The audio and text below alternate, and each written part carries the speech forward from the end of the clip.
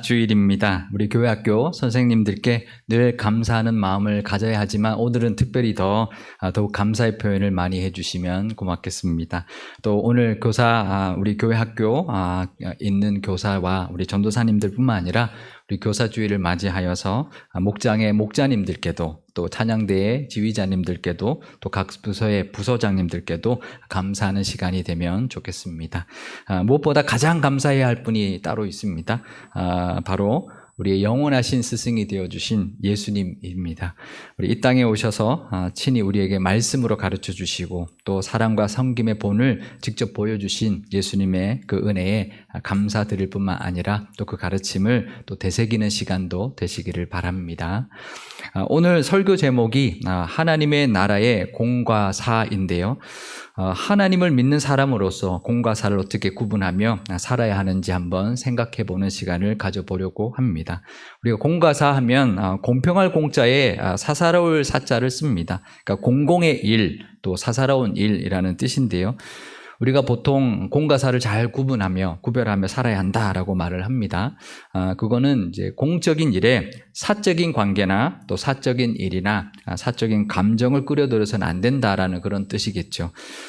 예를 들면 이런 것입니다. 사람을 대할 때 그 사람의 능력보다는 친분이나 사적인 감정으로 대하거나 평가하지 말아야 하는 것이죠. 우리가 직장 생활 하다 보면 그런 상사들을 종종 보게 되는데요. 그러면 안 되는 것이죠. 왜냐하면 만약에 이런 것과 같은데 만약에 교수가 성적을 내는데 인사 잘하는 학생이라고 성적 잘 주고 평소에 아는 학생이라고 성적 잘 준다면 그건 안 되는 것이죠. 그와 같은 것입니다. 우리가 사적인 감정으로 공적인 일에 영향을 주어서는 안 되는 것입니다. 제가 그래서 이제 인터넷에 좀 찾아봤습니다. 직장 생활 하시는 분들이 공과 사에 대해서 어떻게 생각하는지 한번 봤더니 회사에서 이제 개인 일을 하면 안 되고 또 개인 문서를 출력한다든지 복사해서는 안 된다. 이제 그런 말도 있고요. 또 이런 말도 있습니다. 탕비실에 간식을 사는데 자기가 감식 담당이라고 자기가 좋아하는 간식만 산다는 거죠. 자기가 좋아하는 거, 자기 먹고 싶은 거 사두고 이제 그런다는 거예요. 그런 것도 안 된다. 이제 그런 말을 이제 하는 것을 봤습니다. 또 공과 사를 구별하지 못하는 사람이 특징이 있다고 합니다. 이게 공과 사를 구별하지 못하는 모습은 아니지만 공과 사를 구별하지 못하는 사람 이런 특징이 있다. 이런 이제 이야기를 하는 것을 봤는데요. 한번 들어보십시오. 아마 공감이 가시는 분들도 있을 텐데요. 공과 사를 구분하지 못하는 사람은 평소에도 짜증과 화를 잘 낸다. 그죠? 그럴 것 같습니다. 공과 사를 구별을 못하는 사람, 감정적으로 자꾸 일을 대하니까, 그러니까 일할 때도 짜증이나 화를 잘 낸다. 이제 그러고요. 또 누가 뭐라고 해도 자기 마음대로 하는데 상사의 눈치는 본다. 그리고 체계적이고 논리적인 사고를 잘 못한다. 규칙이나 규정을 자기 중심적으로 해석을 한다. 이런저런 말은 많이 하지만 정작 결과물은 잘 못 낸다. 이런 성향이 있다라는 거죠. 공사 구분을 잘 하지 못하는 사람은 이런 특징들이 있다라고 하는데요. 어떻게 좀 직장 생활 하시거나 사회 생활 하신 분들 좀 공감이 가시나요? 네, 오늘 본문은 공과 사를 구분하지 못했던 다윗의 모습입니다. 다윗이 참 좋은 점이 많고 배울 점이 많지만 오늘 이 다윗의 모습은 참 우리가 오히려 타산지석으로 여기면서 다윗의 좀 잘 하지 못했던 부분을 한번 살펴보려고 하는데요. 다윗의 이 모습을 통해서 하나님의 자녀로서 공과 사를 어떻게 구분하며 살아야 하는지 깨닫고 생각하는 시간 되시기를 바랍니다. 오늘 본문은 다윗의 아들 압살롬이 반역을 일으켰다가 죽고 난 뒤에 일어난 일이었습니다. 맏아들 암논이 죽었죠. 압살롬이 죽였습니다. 그리고 둘째 아들 다니엘도 어릴 때 이미 죽었습니다. 셋째 아들인 이 압살롬이 죽었으니까 아버지로서 다윗이 3명의 아들을 먼저 앞서 보낸 것입니다. 그러니 슬퍼하는 것은 어쩌면 당연할 것입니다. 아무리 아들이 반역을 했어도 아들의 죽음 앞에서 아버지로서 충분히 슬퍼할 수 있는 것이죠. 그런데 이 압살롬이 그냥 죽은 것도 아니고요. 아버지에게 그냥 반기만 든 정도가 아니라 나라에 큰 피해를 주었습니다. 반란을 일으켜서 그 반란을 진압하는 과정에서 2만 명이라는 이스라엘 백성이 죽었거든요. 그러니까 아버지로서 아들을 잃은 슬픔도 있다고 할지라도 왕으로서 나라의 이 비극에 대한 아픔 또 책임감 있는 모습을 보여주었어야 했습니다. 또 반란을 진압한 부하들과 백성들에게 노고를 취하하는 모습도 당연히 있었어야 합니다. 아무리 슬퍼도 사람들이 보지 않는 곳에서 울어야죠. 그죠? 다윗이 아무리 자기가 아들이 죽은 것이 슬퍼도 사람들이 안 보는 데 들어가서 울어야죠. 그리고는 얼굴을 씻고 단정하게 나와서 언제 울었냐는 듯이 백성들에게 격려를 해 주었어야 했습니다. 그런데 지금 왕이 지금 대놓고 울고 있고 대성통곡을 하고 있습니다. 그러니 승리하고 돌아온 군사들이 이제 성으로 들어오는데, 승리하고 들어왔는데 마치 패전한 군사들처럼 조용히 성읍으로 들어왔다라고 기록해 주고 있습니다. 환호하지도 못했고 기뻐하지도 못했다라는 것입니다. 그래서 요압이 화가 나서 군사령관으로서 다윗 왕에 들어가서 따졌습니다.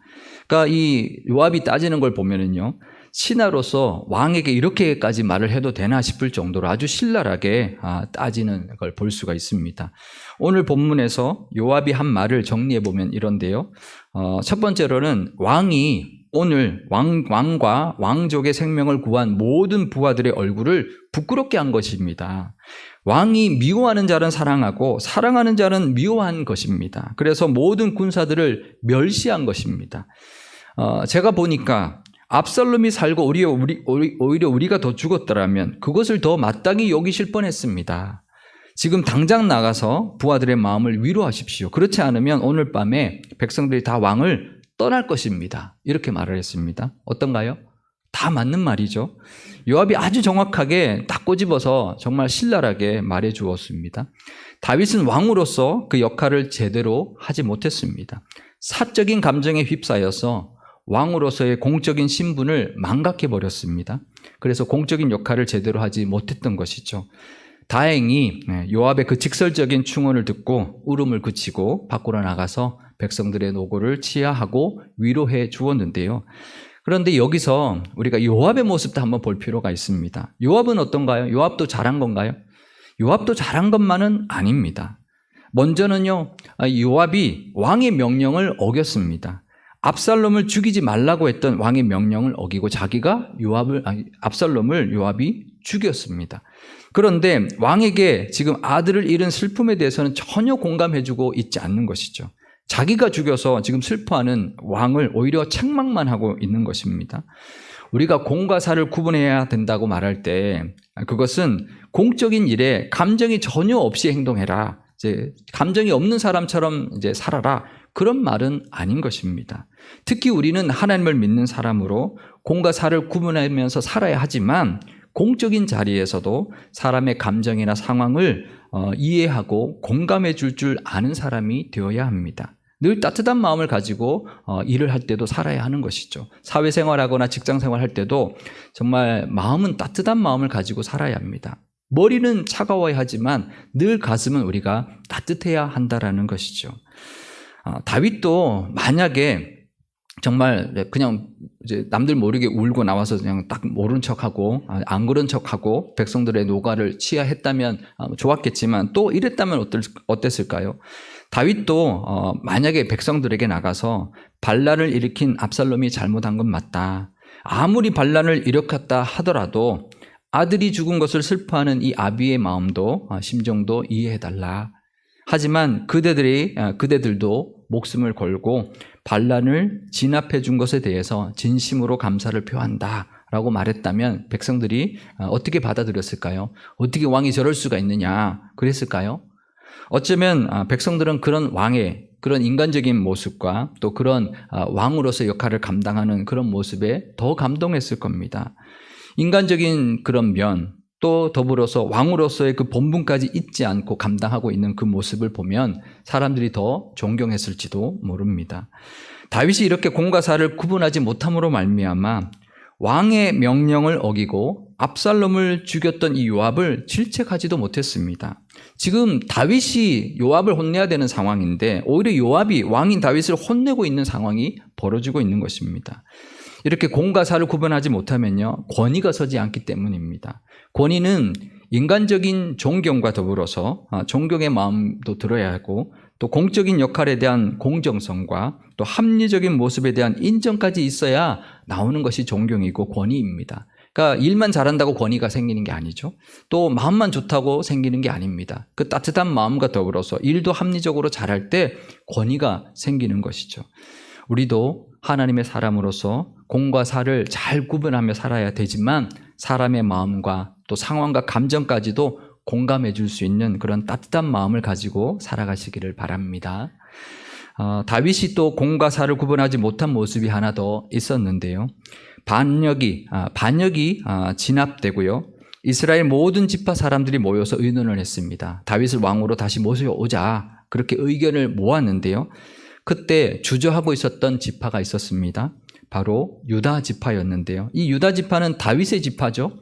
그런데 압살롬의 반역이 있었을 때 그 압살롬과 동조하면서 가장 주동했던 지파였습니다. 그러니 선뜻 다윗을 다시 왕으로 모셔오는 일에 주저할 수밖에 없었던 것이죠. 그래서 그 소식을 들은 다윗이 이 유다 지파 사람들에게 사람을 보내서 이렇게 말을 전했습니다. 사무엘하 19장 11절 뒷부분에서 12절 말씀입니다. 온 이스라엘이 왕을 왕궁으로 도로 모셔오자는 하는 말이 왕께 들렸거늘 너희는 어찌하여 왕을 궁으로 모시는 일에 나중이 되느냐? 너희는 내 형제여 내 골육이거늘 너희는 어찌하여 왕을 도로 모셔오는 일에 나중이 되리요 하셨다 하고. 그러니까 여기서 지금 다윗이 이렇게 말합니다. 너희는 내 형제고 내 골육이 아니냐. 그러니까 너희들이 앞장을 서라. 이렇게 말을 했다라는 거죠. 이게 전형적인 인맥, 그죠? 지연과 친분으로 공적인 일을 처리하는 모습이 아닐 수가 없습니다. 그래서 이 유다 지파 사람들이 다윗이 내민 그 손을 잡고요. 유다 지파 사람들이 제일 먼저 달려가서 다윗을 모셔옵니다. 다른 지파 사람들에게 말도 하지 않고 이 유다 지파만 쫓아가서 요단강을 건너서 다윗을 이제 데리고 옵니다. 그때 이제 그 소식을 이제 뒤늦게 들은 나머지 지파 사람들이 이제 달려갔는데 그 사람들이 느낀 기분이 어땠을까요? 사무엘하 19장 41절과 43절 말씀입니다. 온 이스라엘 사람이 왕께 나와 왕께 아뢰되 우리 형제 유다 사람들이 어찌 왕을 도둑하여 왕과 왕의 집안과 왕을 따르는 모든 사람을 인도하여 요단을 건너가게 하였나이까 하매 이스라엘 사람이 유다 사람에게 대답하여 이르되 우리는 왕에 대하여 열목을 가졌으니 다윗에게 대하여 너희보다 더욱 관계가 있거늘 너희가 어찌하여 우리를 멸시하여 우리 왕을 모셔오는 일에 먼저 우리와 의논하지 아니하였느냐 하나 유다 사람의 말이 이스라엘 사람의 말보다 더 강경하였더라. 그러니까 다윗 왕과 함께 요단을 이제 건너오는 유다 지파가 갈 때 베냐민 지파 사람들 같이 갔거든요. 근데 뒤늦게 온 열 지파 사람들이 이제 한 말인데요. 이렇게 말합니다. 왜 왕을 도둑질했느냐? 왜 의논도 없이 너희가 먼저 가서 왕을 모셔왔느냐? 이제 그러면서 우리가 열 지파니까 다윗 왕에 대해서 우리의 몫이 너희들보다 더 많다. 12 중에서 10 몫이나 된다. 이렇게 말하고 있는 겁니다. 그러니까 유다 지파 사람들이 이제 그럽니다. 우리가 뭐 잘못한 게 뭐가 있냐? 우리가 뭐 왕에게 받은 거라도 있냐? 왕이 하라고 해서 한 것뿐인데 왜들 난리냐? 이제 그러면서 더 강하게 이제 반박을 하고 이제 대들었던 거죠. 이렇게 서로 누가 왕에 대한 그 기득권이 더 있는지를 지금 따지고 있는 것입니다. 근데 누가 이렇게 만들었나요? 이 원인 제공을 누가 했나요? 바로 다윗이 한 것입니다. 다윗이 다 만든 상황입니다. 공과 사를 구분하지 못함으로 분열이 일어나기 시작했고요. 그 자리에서 반역이 또 일어납니다. 그 자리에서 세바라는 사람이라서 우리는 다윗을 따르지 못하겠다. 나를 따라라. 그러면서 다른 이스라엘 이제 사람들을 데리고 반역을 일으켜 버리고 말았습니다. 그리고 나중에 이스라엘이 북이스라엘과 남유다로 나라가 갈라지죠. 그때 북이스라엘은 그 10지파, 또 남유다는 유다와 베냐민 지파로 나눠지게 되었는데요. 그 불씨가 여기서부터 시작됐던 것이죠. 또 하나의 모습이 더 있는데요. 다윗이 유다 지파에게 손을 내밀 때 아마사를 군사령관으로 임명을 했습니다. 사무엘하 19장 13절 말씀입니다.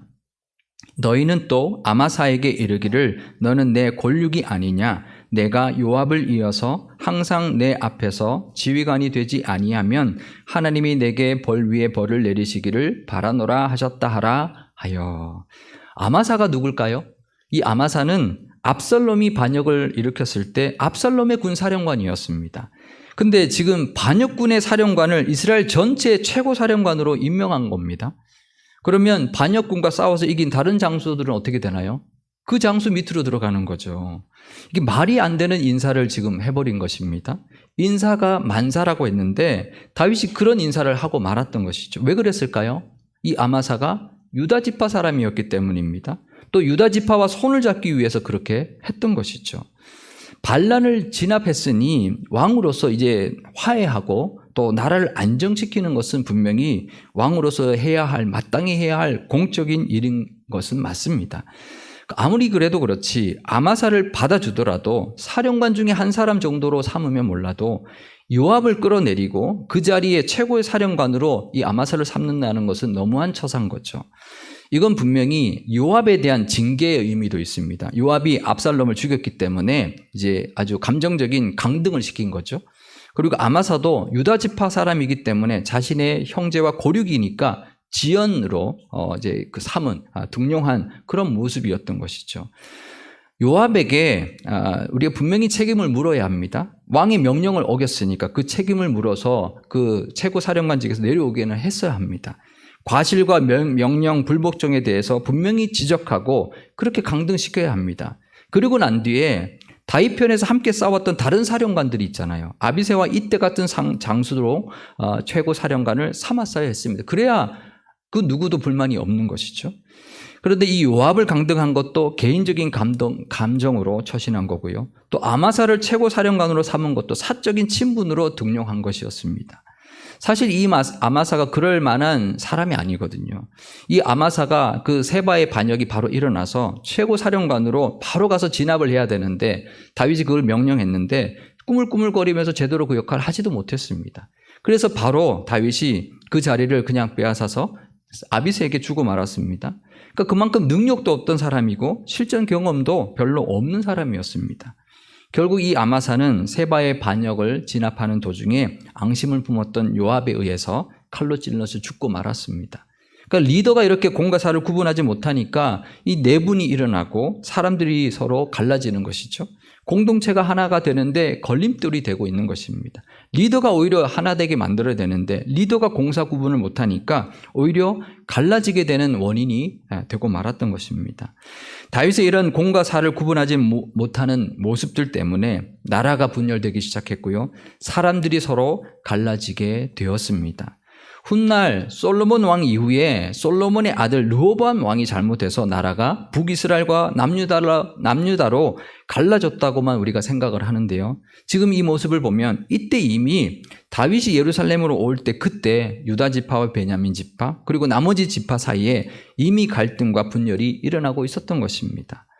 바로 다윗의 그 공과 사를 구분하지 못했던 그 행동 때문에 나라가 둘로 갈라지는 그 불씨가 되고 말았던 것이죠. 그러면 이 다윗의 모습을 보면서 우리는 하나님의 사람으로서 공과 사를 어떻게 구분하며 살아야 할까요? 우리가 있는 자리, 사회에서나 직장에서나 정말 공과 사를 잘 구분하며 살아야 합니다. 그런데요, 우리는 믿는 사람으로서 또 이 공과 사에 믿는 사람에게 있어서 이 공과 사에 또 다른 관점이 하나 더 있다라는 것도 우리가 알아야 합니다. 그것은 바로 우리가 일하는 일터가 그냥 우리의 생계만을 이어가는 장소가 아니기 때문입니다. 우리 그 장소가 구원의 은혜를 전하는 곳이고 또 하나님의 복을 흘려보내야 하는 또 다른 역할이 있는 곳이라는 것, 어쩌면 그것이 더 중요하고 더 궁극적인 역할이어야 한다는 것도 그런 곳이라는 것도 우리가 알아야 합니다. 그러니 우리가 공적인 자리와 역할에서도 늘 사람을 볼 수 있어야 됩니다. 일 중심이 아니라 사람을 볼 수 있어야 되고 사람에게 공감하는 모습이 더 있어야 합니다. 개인적인 감정에 끌려다녀서는 안 되지만 늘 그 사람들의 상황도 보고 감정에 공감해 주면서 또 사람을 품고 또 하나님의 위로를 전할 수 있는 그런 따뜻한 마음으로 또 우리의 공적인 자리에서 역할도 감당하시고 또 하나님이 기뻐하시는 모습도 가지고 살아가실 수 있기를 바랍니다.